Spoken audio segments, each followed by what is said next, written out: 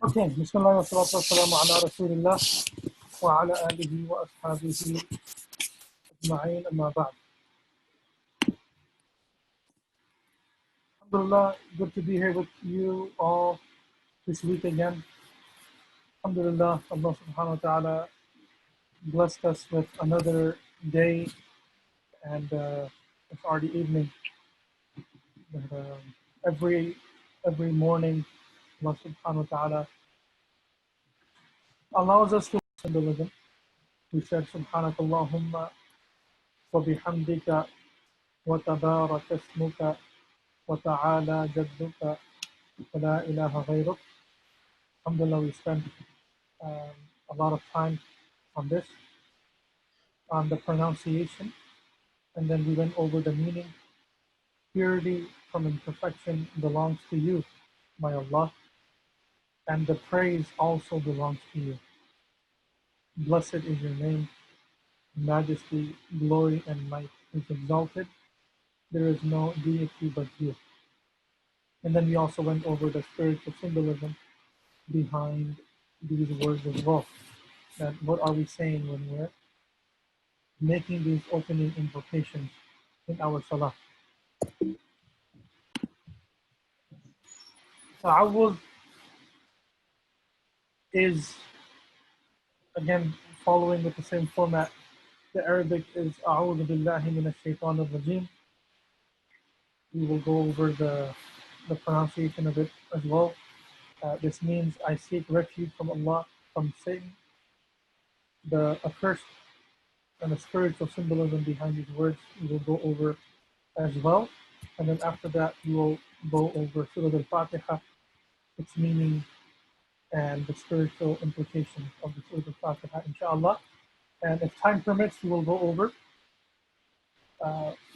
one of the chapters, or we'll go over Surah Al-Ikhlas, the pronunciation of it, and the meaning, and the same format as we will follow, inshallah.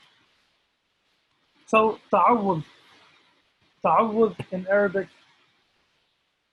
this term, so when we hear or read about this term, ta'awudh, this means to say, A'udhu billahi minash shaitanir rajim.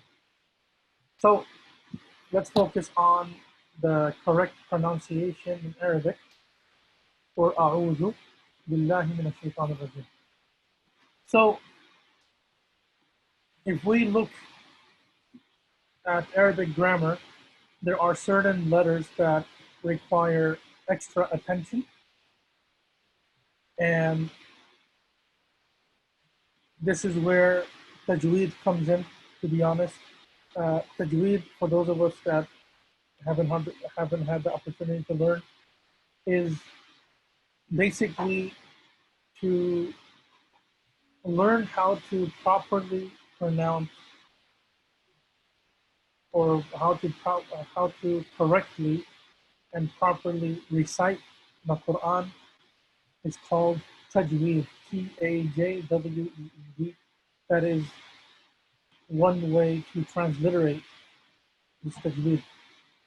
So in this science of tajweed, we learn that there are letters that sound very close to each other, but there's a very subtle distinction in the way they are pronounced. And there are certain letters like that in the Arabic language, and inshallah ta'ala, we are students today, and we make dua that Allah subhanahu wa ta'ala allows us all to remain humble enough that we are students of knowledge for the rest of our lives, inshallah ta'ala, ameen. That there are letters that we find that there are some subtle differences when it comes to their pronunciation. And the reason why I mention all of that is because we see here in A'udhu, right? We see A-U-D-H-U. This is an attempted transliteration of how we are supposed to recite a'udhu.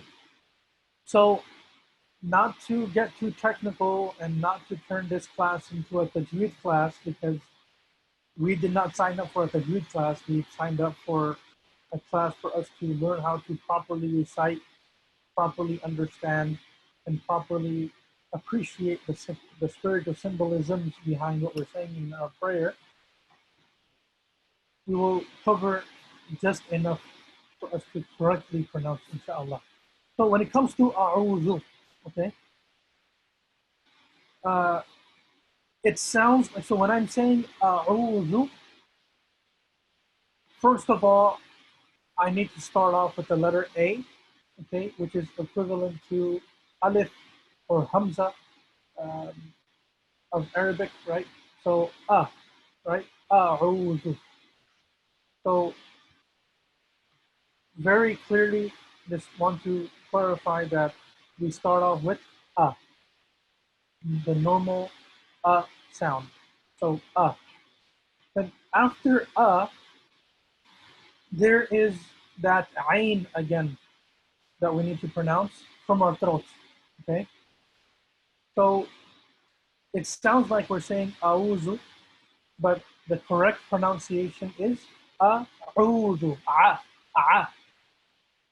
As I was trying to explain last week as well, is that ayn is pronounced with some emphasis, or some kind of, you could say, you could feel it in the middle of your throat when you pronounce ayn.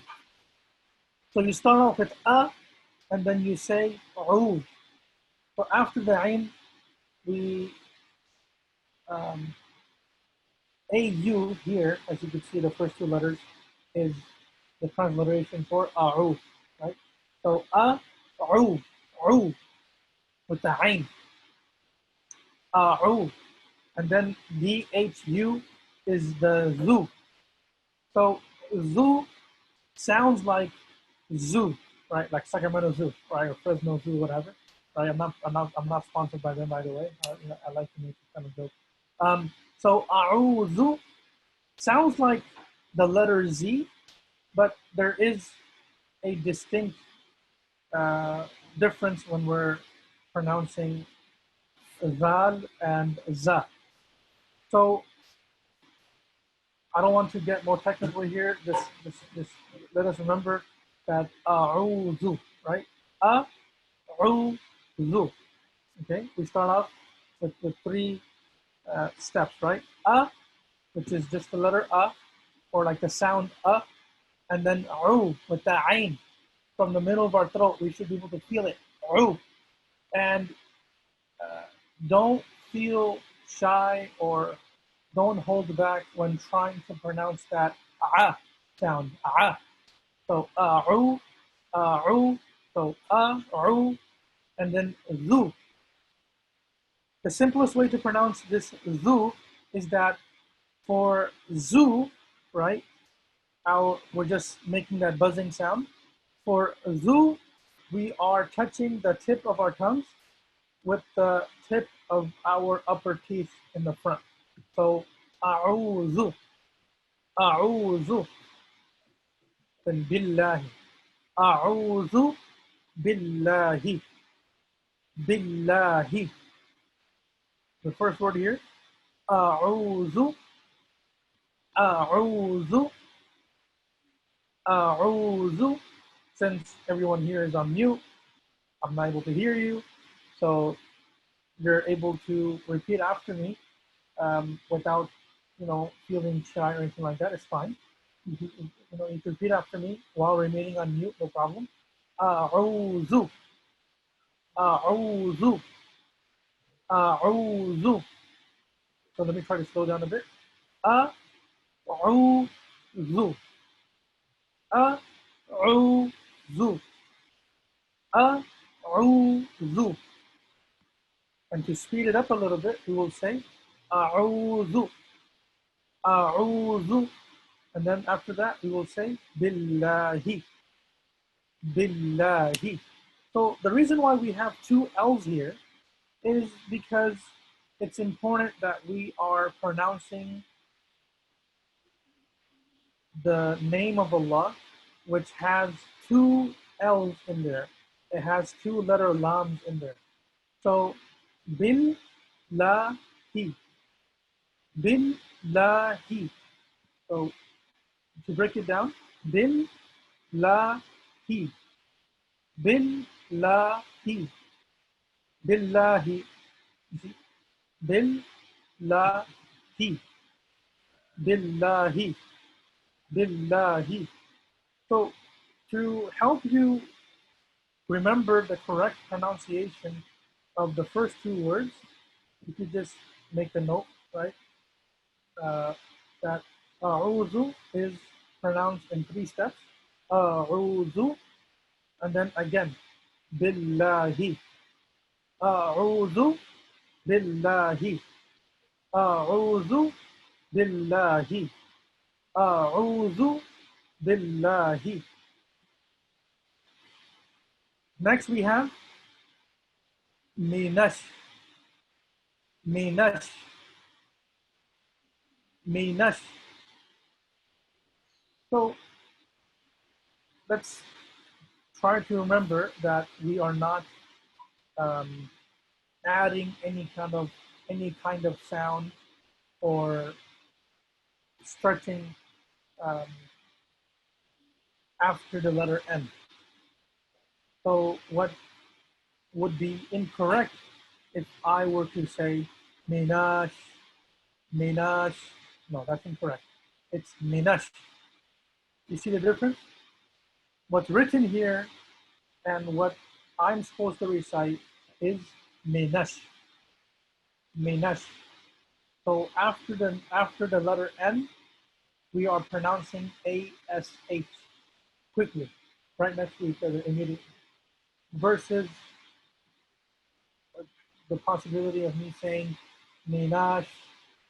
You see, after the N, minash. Minash is incorrect. It's minash, minash. So let's start from the beginning.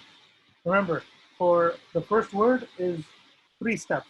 A'udhu, a'udhu billahi, billahi, and then minash, minash. Next word, shaytanir, shaytanir, shaytanir. So you will notice that I am pronouncing the letter T here with more of a different type of deeper sound, if you may. So I'm not saying minashayta, right? I'm not saying minashayta. I'm saying minashayta. So there's a subtle difference between shayta and shayta. And this is one of those situations where we need to differentiate between the letter T and a deeper type of T in the Arabic language, which comes from tajweed, right? That science of being able to recite the Quran correctly, right?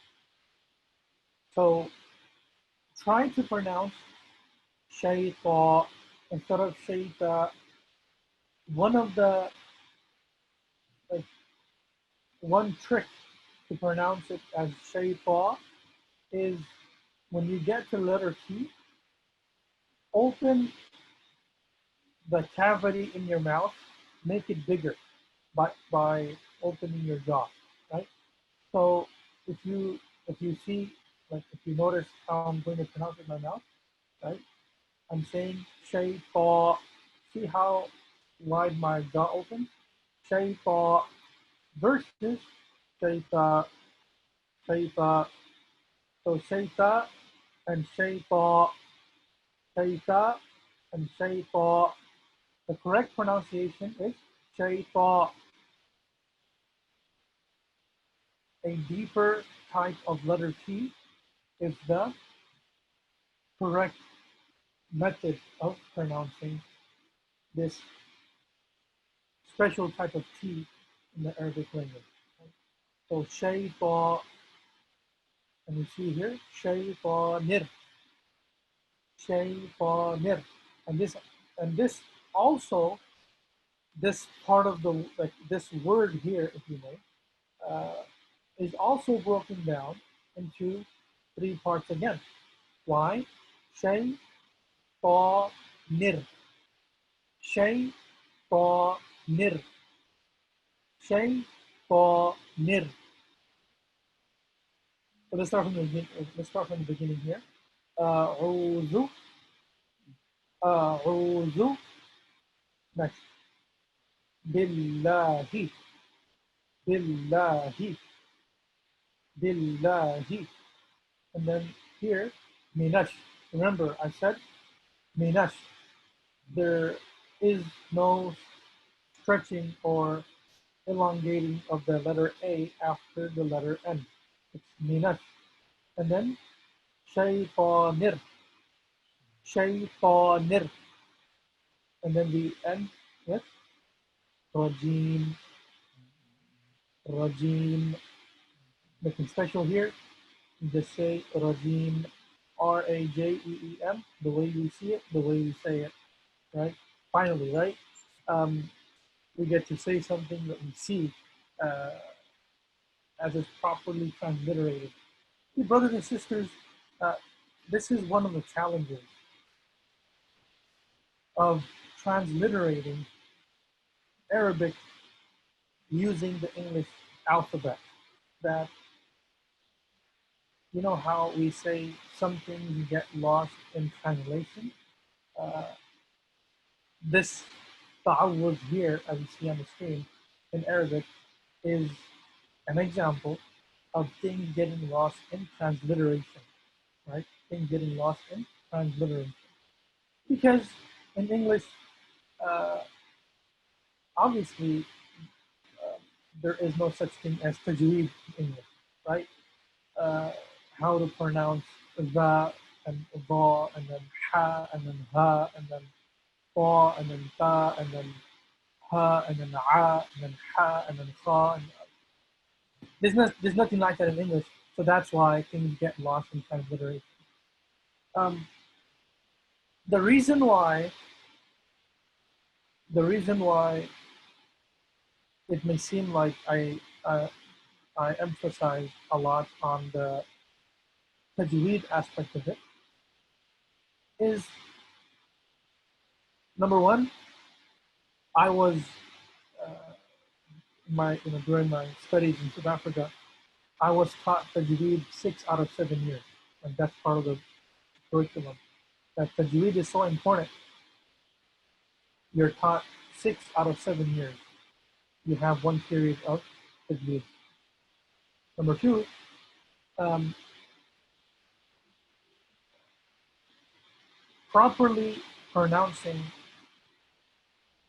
the Arabic in Salah is very, very important.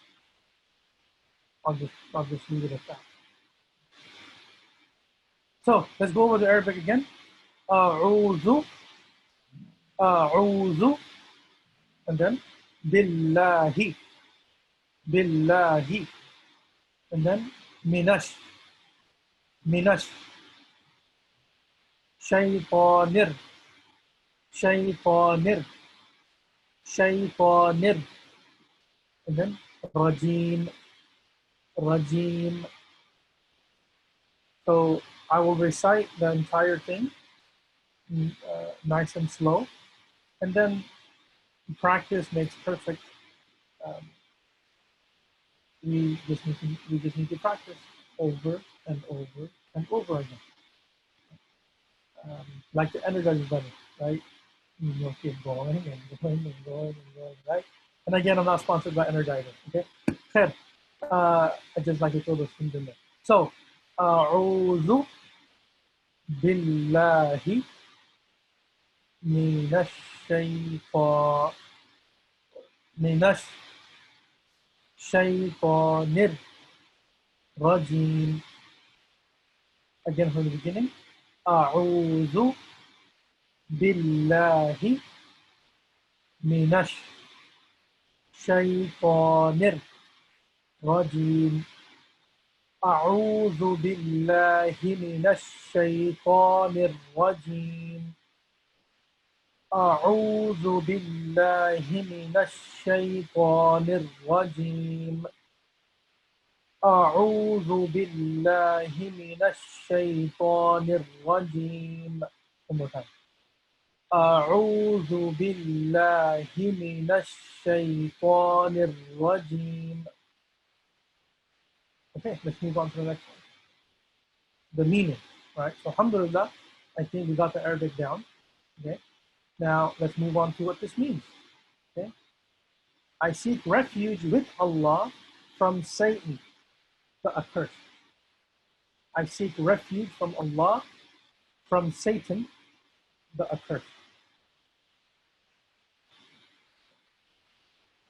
As Brother Rashid reminded us last week as well, that the opening invocations are not simply limited to the prayer, as in the 5 times prayer. They are also a source of remembrance as well.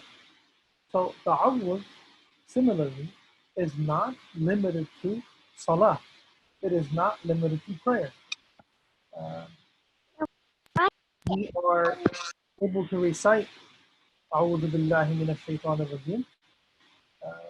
We find in a hadith of Rasulullah sallallahu alaihi wasallam where he taught us that when you experience a nightmare, you wake up and recite أعوذ بالله من الشيطان الرجيم, and to your left, not like spitting like in actuality, but just like just doing that to your left 3 times. To be in a situation where you are being enticed to become angry, right, and to react emotionally, which is not acceptable by you, or to feel like there is some kind of satanic inclination. So for you to say, "A'udhu billahi minash shaitanir rajim." Right? This brings us to the spiritual symbolism behind these words. Yes. Okay. Papa, you need to. Please, I don't know what to do.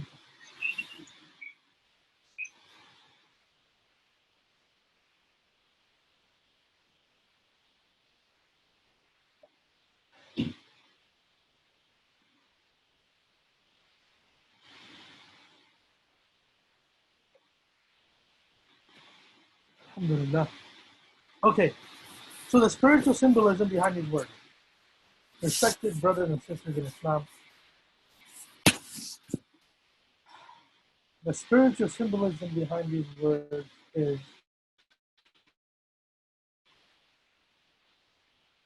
as simple as it may be, it is so profound and so powerful.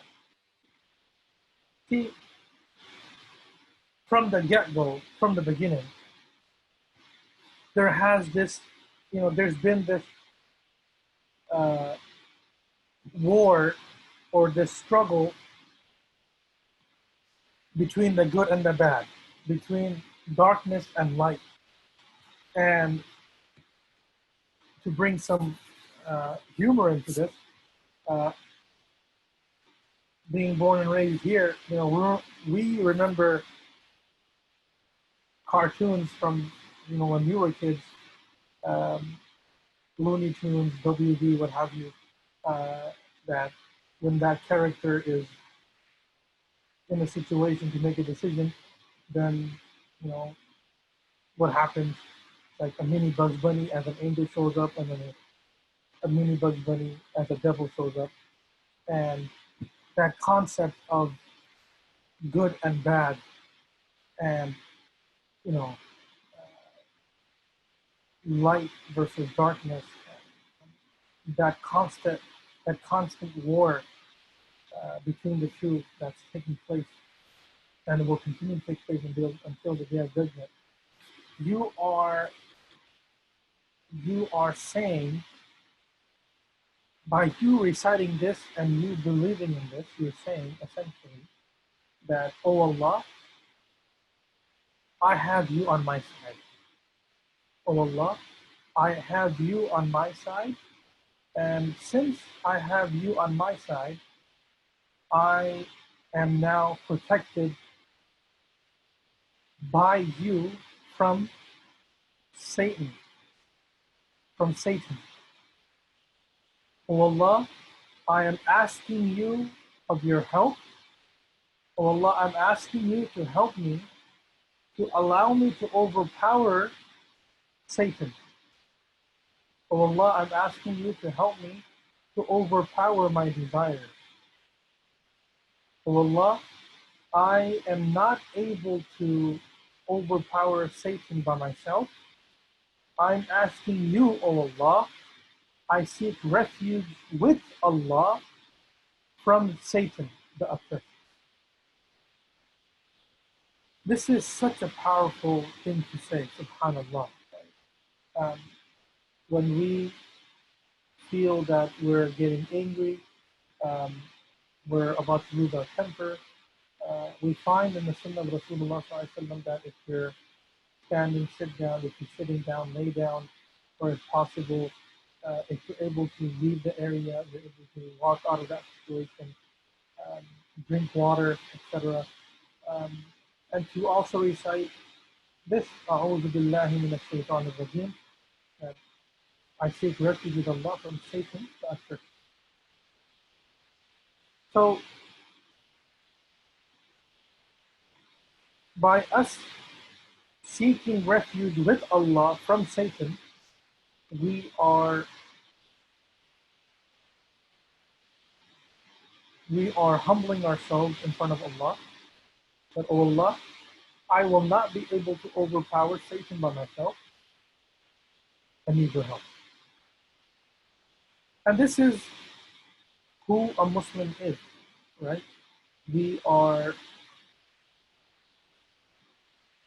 constantly attracting the mercy of Allah subhanahu wa ta'ala in our lives, so that He allows us,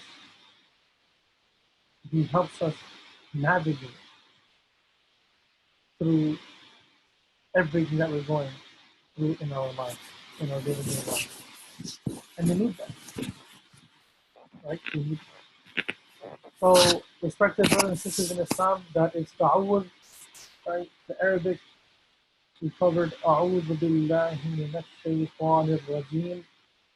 And then we went over the meaning. I seek refuge with Allah from Satan, the accursed. And then the spiritual symbolism behind these words is we are aligning ourselves with those that are good, with the prophets, with the angels, with the righteous, and we are disaligning ourselves. We are stepping away from everyone that has to do with being disobedient to Allah subhanahu wa ta'ala, not recognizing Allah subhanahu wa ta'ala, and the dark side, like Satan and his followers and all this crazy stuff. Now, let's go over Surah Al-Fatiha. Okay? Now,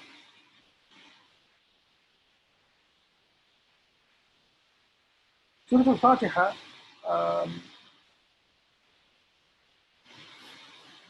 I'm thinking, I think the best, I'm thinking, how shall we proceed with it? Should we go over the entire Surah Al-Fatiha at once, as far as the Arabic is concerned, and then go over the translation, and then go over the spiritual symbolism, the entire surah, the entire chapter? Or should we break it down by just doing the first 3 or 4 verses? I think we will just continue with doing the entire chapter. um, the correct pronunciation, and then we will go over the translation, and then go over the spiritual symbolism that we find in the Al-Fathia. Yeah, inshallah, we have till like 7:30. So yeah, whatever you think you can, we can push in there, where people will be able to benefit, you know, and suck it in their heads and remember. Yeah, yeah, because I'm thinking, should we do this? Brother Rashid, do you think we should do this in two batches?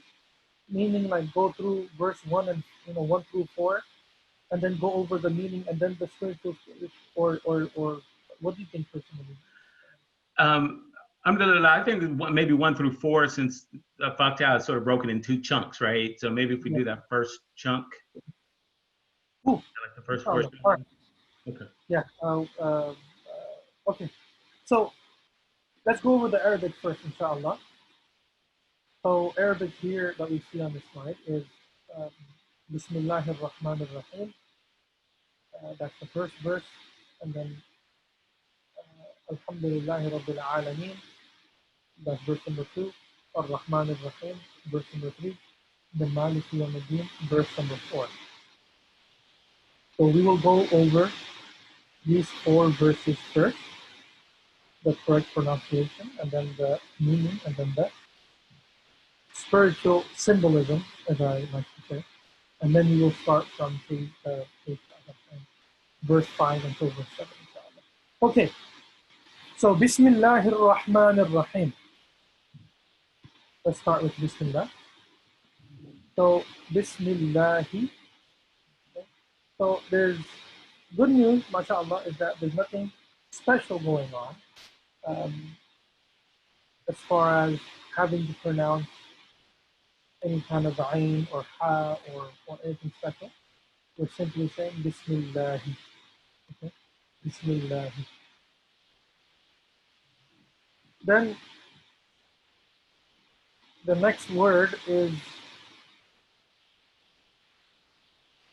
if I were to put a space here, right, I would say Bismillah and then Hir-Rahman, Hir-Rahman.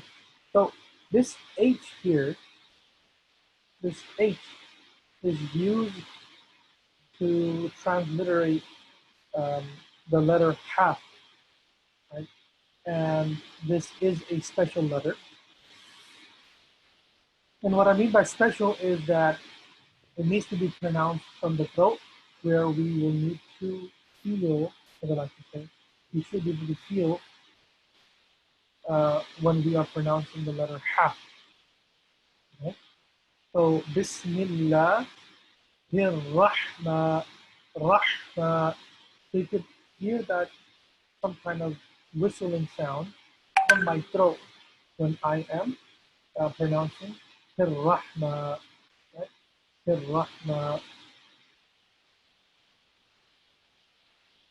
Rahma, Rahma, Ha, Ha, Rahma. So Bismillah, Rahma, and then Rahim, Rahim, Ha, Ha, Rahim, Ha, Rahim. So this H here also needs to be pronounced in a special way by saying it from our throat as Ha. So Bismillah, Rahman, Rahim, Bismillah, Rahman, Rahim, Bismillah, Bismillah, Rahman, Rahman, Rahim, Rahim. So you could say that the entire Bismillah is broken down into 9 parts, right? So Bismillah, Rahman, Rahim, Bismillahir Rahmanir Rahim, Bismillahir Rahmanir Rahim. Bismillahir Rahmanir Rahim. Okay, inshallah. Now we start with verse number 2 of Surah Al-Fatiha. We say Alhamdulillahi Rabbil Alameen. Okay, so Hamdu. This is a special type of H, again, from the throat. So Alhamdu. Alhamdu. So we are not, it is not correct to say Alhamdu. That is not the way it was revealed. The correct pronunciation is Alhamdu. Alhamdu. But remember, we should not put so much emphasis on Alhamdu that we are saying Alhamdu, Kha, Kha, with like K8. That is incorrect. That is also not the correct method of pronouncing this as well. So the correct pronunciation is Alhamdu, Ha.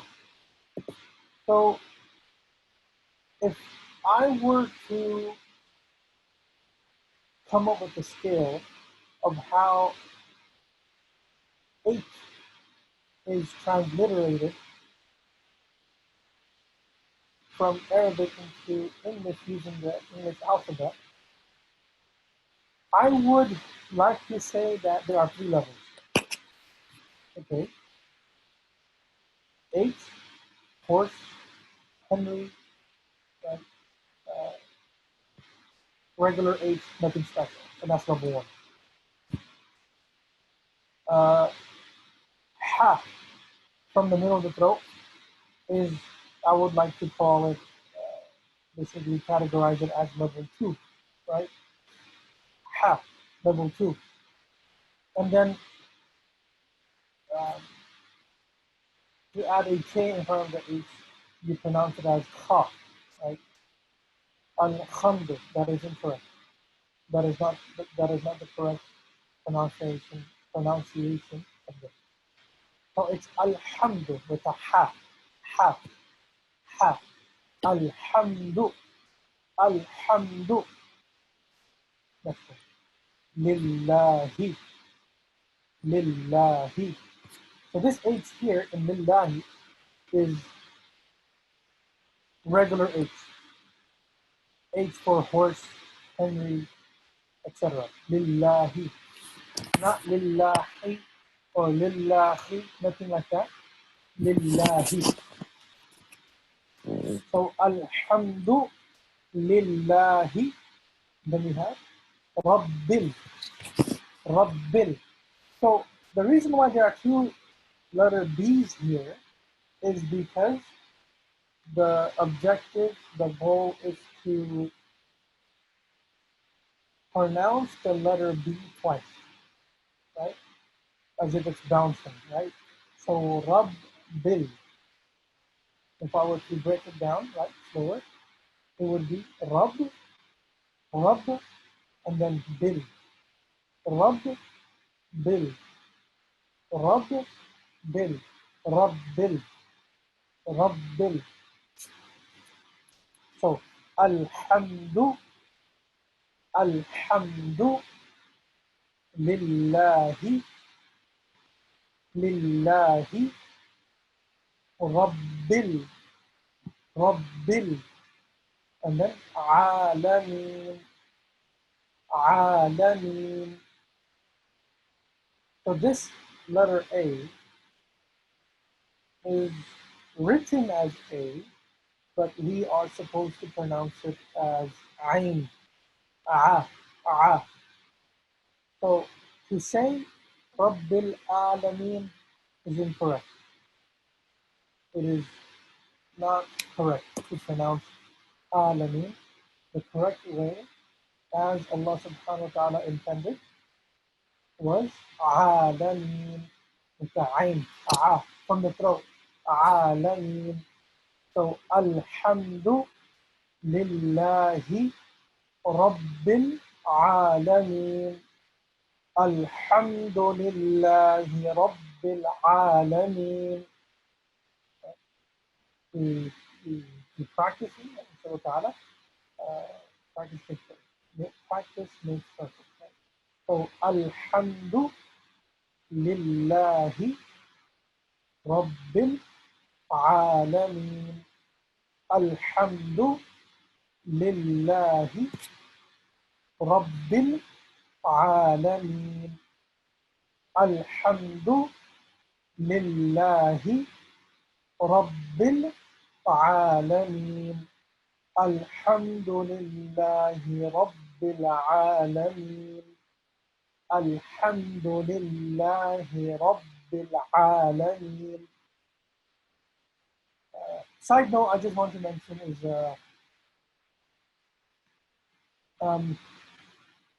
it's important to note that correct pronunciation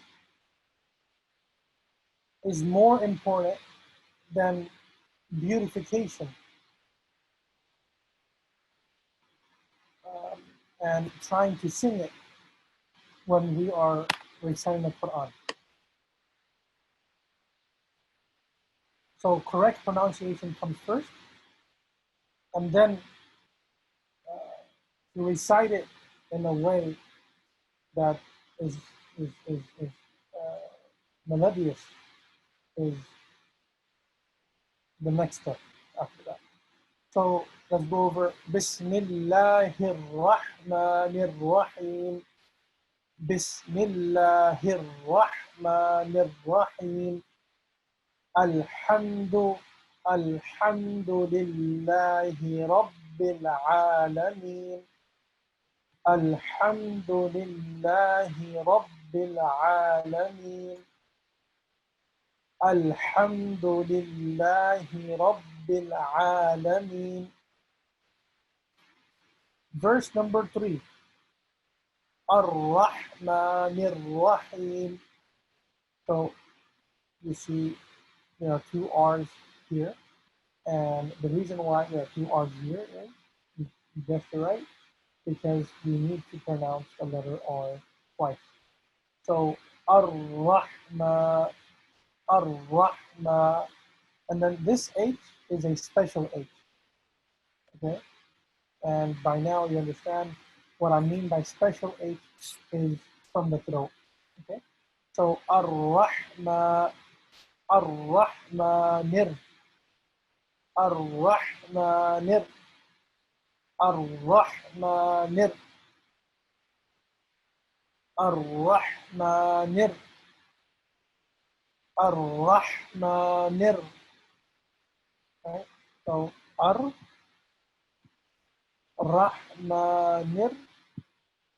Rahmanir, and then Rahim, Rahim. This H is also a special H. Okay? So Ar-Rahmanir Rahim, Ar-Rahmanir Rahim, Ar-Rahmanir Rahim, Ar-Rahmanir Rahim, Ar-Rahmanir Rahim, Ar-Rahmanir Rahim.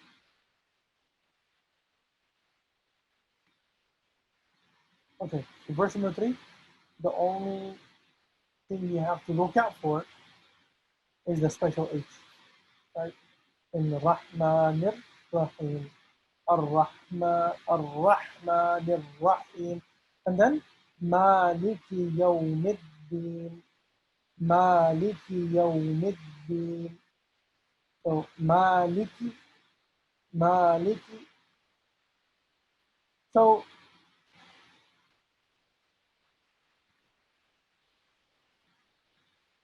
it's important to say Maliki, right? Maliki. So to pronounce it as Maliki is not like Maliki is the correct pronunciation.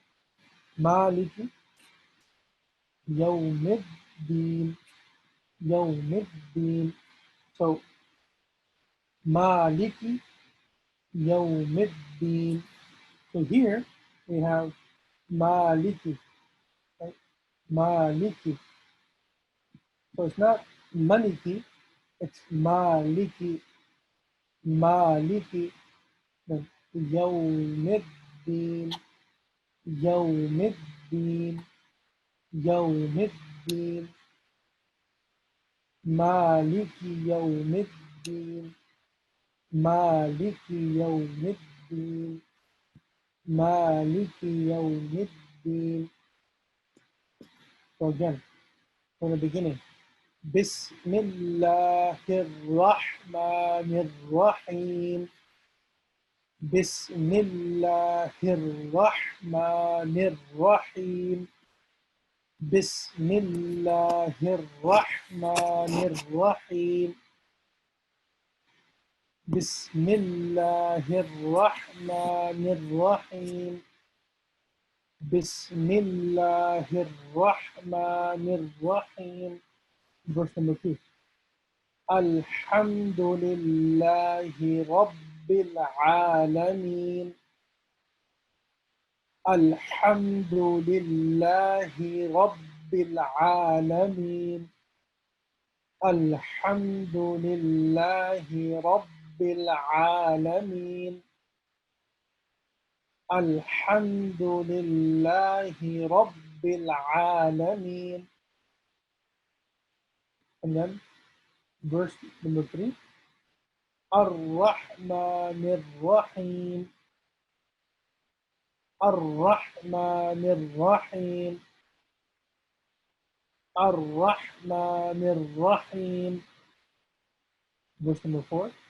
Maliki Yawmiddin. Maliki Yawmiddin.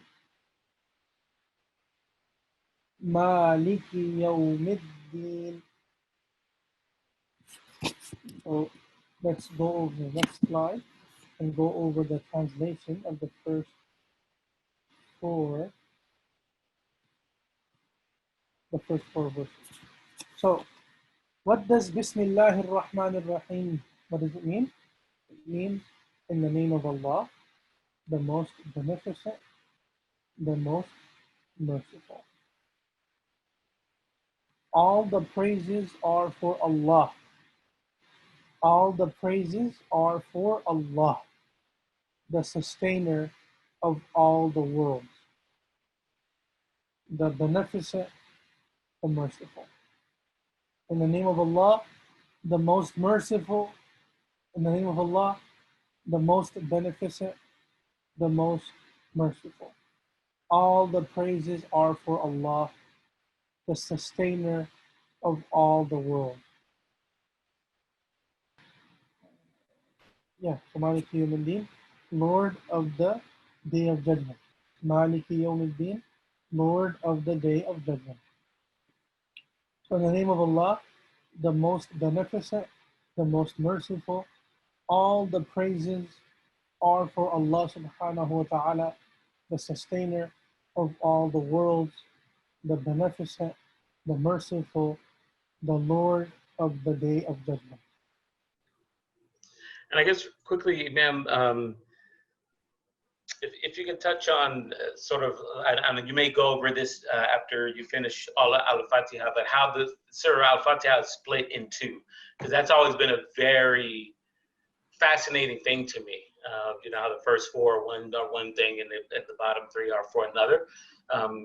If you could touch on that real quickly from a high level, then inshallah, it'll all come together at the end, inshallah. So, Surah Al-Fatiha is a very special chapter of the Quran.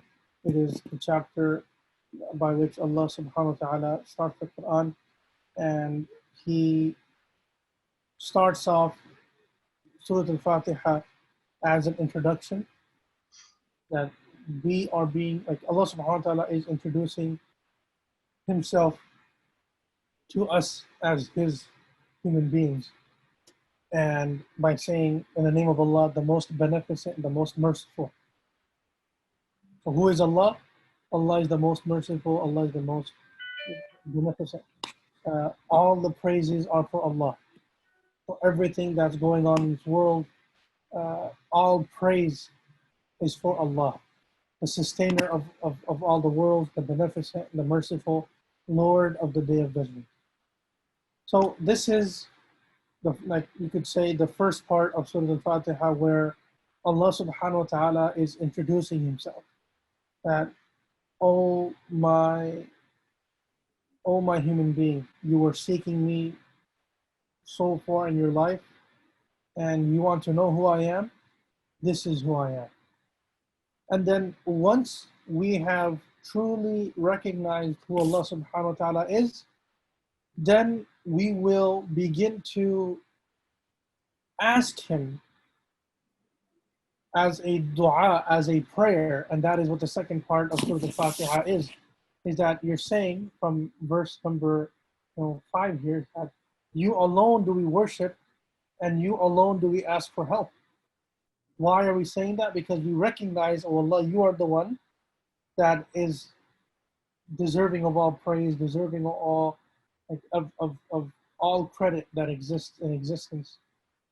We worship you alone because we recognize you, that you are alone. And we recognize that it is only you that we're seeking help from. We're asking you, O Allah, that you lead us to the straight path, and the path of those upon whom you have bestowed your favors, not of those who incurred your wrath. So the first part of Fatiha is an introduction by Allah of himself, how he introduces himself to us. And then the second part is that, oh my human beings, once you have recognized me through the first part of Surah Al-Fatiha, now ask me, and I will teach you how to ask me as well. We will cover more, inshallah ta'ala, once we go over the format, right? The Arabic, the translation and transliteration. We will go over more of this, inshallah ta'ala, in the time frame. We make dua to Allah subhanahu wa ta'ala that he accepts this from us and blesses us with qualities that allows us to remain students of knowledge forever and forever, that allows us to have this yearning and this desire to draw ourselves closer to Allah subhanahu wa ta'ala. We make dua that Allah blesses us with the love of the sunnah, the way of the Prophet, peace be upon him, sallallahu alaihi wasallam. May he protect all of us. May Allah subhanahu wa ta'ala bless all of us and make this a noble gathering and accept it from all of us, inshallah ta'ala. Subhanallah wa bihamdihi, subhanakallahumma wa bihamdik, wa nashhadu an la ilaha illa anta wa nastaghfiruka wa natubu ilayk.